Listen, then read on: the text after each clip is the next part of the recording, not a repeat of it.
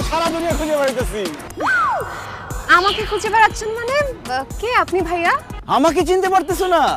আমি তোমার boyfriend. What? কি বলছেন এইসব? আরে প্রতিদিন তোমার সাথে ফেসবুকে চ্যাটিং এ কথা হয় না, এই জন্য আমি তোমাকে বললাম আমি তোমার চ্যাটিং এর বয়ফ্রেন্ড। চ্যাটিং এ তো 6টা মাস শেষ হয়ে গেল, কিন্তু তুমি তো আমার সাথে দেখাই করতে চাও না। যাক, আজকে তোমার সাথে অবশেষে আমার দেখা হয়ে গেল। কেমন আছো তুমি জান? আর একটা ফালতু কথা বলে থাপড়া সবগুলা দাঁত ফালে দিব। এই, আপনাকে তো জীবনে প্রথম আমি দেখলাম। আপনার সাথে চ্যাট করব কেন? আপনার সাথে আমার অ্যাডই নাই।